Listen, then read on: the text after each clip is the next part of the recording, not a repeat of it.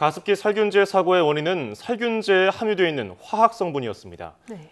하지만 그 누구도 문제의 화학물질이 호흡기를 통해서 유입될 것이라고 예상하지는 못했습니다. 네, 일상생활에서 화학물질을 알게 모르게 많이 사용하는 만큼 보다 엄격한 관리가 필요할 것으로 보이는데요. 유해 화학물질 관리 실태에 대해서 전문가와 함께 자세히 알아보겠습니다. 영남대 생명공학부 조경영 교수 전화로 연결돼 있습니다. 교수님 안녕하십니까? 네, 안녕하세요. 네, 위해성이 인정이 된 가습기 살균제도 정부에서 인가한 기준을 분명히 통과를 했을 텐데요. 이 제품이 상품화되기 이전에 유해성 검증이 되지 않은 이유가 뭘까요? 그 이유는 그 살균제 화학 성분에 대한 그 허용량만 있을 뿐이고 그 어떤 목적으로 쓰여질지에 대한 구체적인 용도 검토가 없었기 때문일 것으로 보고 있습니다.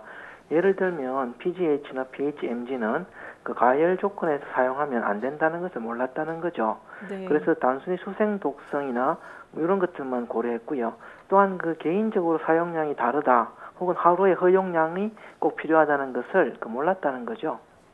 예, 그런 기준이 확실하게 돼 있지 않았고 검사가 이전에 없었던 것 같은데 이 아까 리포트에서도 보셨겠지만 어린이 호흡기 질환을 앓고 있는 어린이들 중에서 PHMG, PGH 이 화학 성분들이 폐를 굳게 만드는 이 폐 섬유화를 일으킨다는 거죠. 이 다른 제품들에도 이런 게 들어 있습니까? 아마 지금은 많이 해소가 되었을 것 같은데요. 그 당시에는 그 방향제나 탈취제, 혹은 물티슈, 혹은 뭐 피부 개선용 화장품, 뭐 액정 클리너나 손 세정제 아주 다양하게 많이 사용되었던 것으로 조사되었습니다. 예. 네. 다양하게 이렇게 많이 사용이 됐다면 굉장히 위험한데 그렇다면 그 제품들은 안전성이 어떻다고 볼 수 있습니까?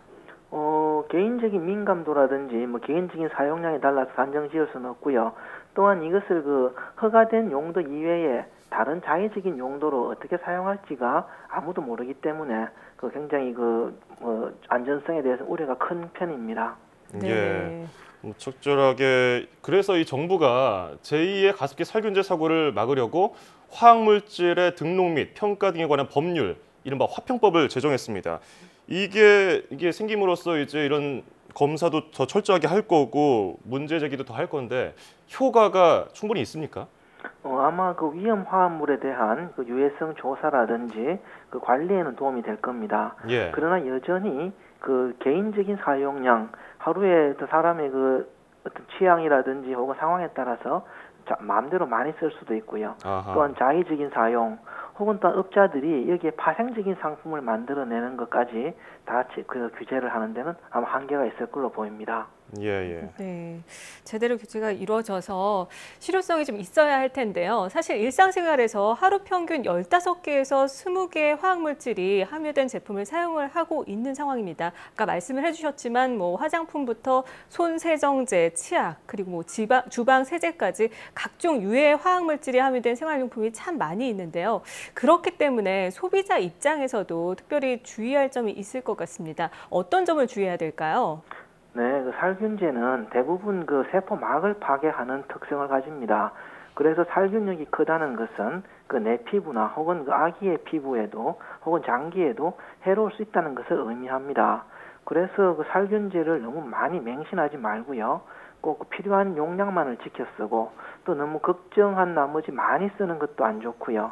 그래서 필요한 횟수만큼만 사용하고 그리고 또 반드시 사용 후에는 그 물과 중성 비누를 사용해서 이 살균제를 헹구어내야 됩니다. 특히 피부에 사용했을 때는. 예. 그래서 대부분의 그 비누는 연기성이기 때문에 더 해로울 수 있습니다.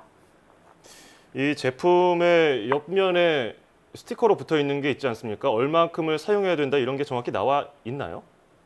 하루에 얼마를 써야 된다. 아마 그런 그 허용량까지는 없는 것으로 알고 있습니다. 그렇군요. 그래서 개인적인 아까 사용량 이 컨트롤이 좀 쉽지 않겠다 이런 말씀을 해주셨고 이 화평법 아까 말씀드렸습니다만 영유아나 노약자가 이런 화학물질에 더 취약할 것으로 예상이 됩니다. 그래서 폭넓은 연구가 먼저 돼야 될 것 같은데 관련 연구는 어느 정도 좀 진행되고 있습니까? 아마 현재 그 살균제가 인체에 미치는 영향에 대해서는 그리 많은 연구가 이루어지지 않고 있는 것으로 알고 있습니다. 예. 특히 그 공산품의 안전관리 입장에서만 지금 그 특히 환경공학적인 문제에서만 관리하기 때문에 자꾸 이런 문제가 더 불거지는 것으로 보이고요. 이러한 살균제 안전 관리는 이 생명과학의 관점에서 그 안전성을 접근하는 연구가 더 많이 이루어져야 한다고 봅니다. 네, 사실 이런 큰 사고가 벌어졌을 때는 더 많은 연구가 이루어지지 않았을까 싶었는데 별로 연구가 없다고 하니까 좀 약간 실망스러운데요. 그렇다면은 그 교수님께서도 연구실에서 이런 부분에 대해서 연구를 할 계획을 갖고 계십니까? 네, 그 피부 독성이라든지 혹은 그 인체의 그 장기 독성에 관한 연구를 꾸준히 계속 진행하려고 하고 있습니다.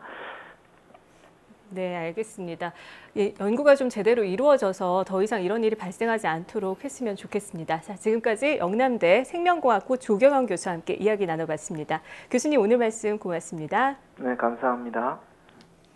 네, 이 가습기, 살균제 등 화학 제품으로 인한 인체 손상, 눈에 보이지 않는 공포 중의 공포입니다. 지난 2011년에 사건이 발생했을 때 너무도 큰 충격이었죠. 그렇습니다. 당시에 가습기 살균제로 피해를 입은 아기의 어머니가 얼마 전에 또 안타까운 일을 당했다는 소식도 들려왔는데요. 피해자에 대한 확실한 보상과 치료가 우선 시행돼야겠습니다.